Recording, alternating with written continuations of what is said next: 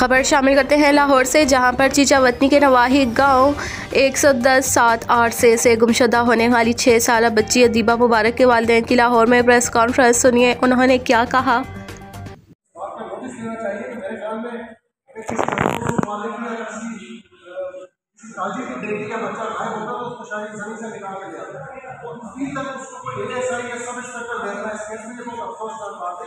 Sir कोई GID तरह की कोई आला सप्लाई कमेटी काम होनी चाहिए जिसको आरटीओ साहब खुद देखे और वेरी बेसिस पे उसकी रिपोर्ट कर सर गाँव के बच्ची को जमीन खा गई आसमान खा गया बच्चे खा चली।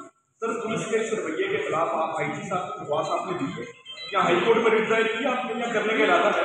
बिल्कुल, जितने भी पुलिस अफसरान है including IG and RTO and दीगर पुलिस अफसरान उन सबको तहरीरी तौर पर भी ये बताया जाता है। उसके अलावा भी इस केस को मीडिया ने बहुत ज़्यादा कवर किया है। तो क्या ये खबरें ज़राए अबलाग के जरिए से आईजी तक या दूसरे दीगर अफसरान तक नहीं पहुँच रही है? क्या उनको अपने पेशा वाराना जो काम है वो जिस तरह से करने चाहिए इस केस में बच्चे की रिकवरी के लिए जो करना चाहिए क्या वो किए गए या नहीं किए गए?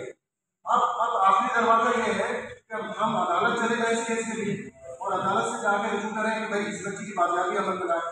होना तो ये चाहिए ना कि मेरे ख्याल में डिपार्टमेंट मौजूद है, आईजी मौजूद है, आरटीओ मौजूद है, सारे लोग मौजूद हैं।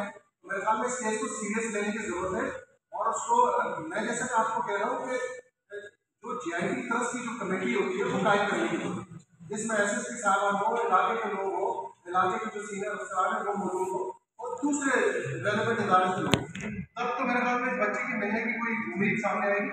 अभी तक वालदेन को ये हमारे साथ सोशल वर्कर यहाँ के मौजूद है तो 24 घंटे इस केस के ऊपर काम कर रहे हैं। ये खुद बता रहे हैं कि इस केस के ऊपर पुलिस जो आगे तसल्ली देती है उसके अलावा उनके पास कहने को कुछ भी नहीं। अब ऐसे विजिट्स या ऐसे डीएस की विजिट कर रहे हैं या कोई इंस्पेक्टर विजिट कर रहा है उसी विजिट से कोई खाते खा बताए तो सामने अब तक नहीं है। सर ये बताया आप हाई कोर्ट में रिट का दायर कर रहे हैं क्योंकि पुलिस का रवैया इसी तरह रहेगा जिस तरह आपने बताया और माजी केस आपके सामने बिल्कुल इस बारे में फैमिली से मशवरा चल रही है। जैसे हमें गो हेड मिलेगा इंशाल्लाह हम रेलवेंट राज का जो बेंच के अंदर जाएंगे उसके लिए दाखिल करेंगे। इसमें कोई दो राय नहीं कि आप अदालत जाने के अलावा हमारे पास कोई रास्ता बचा नहीं।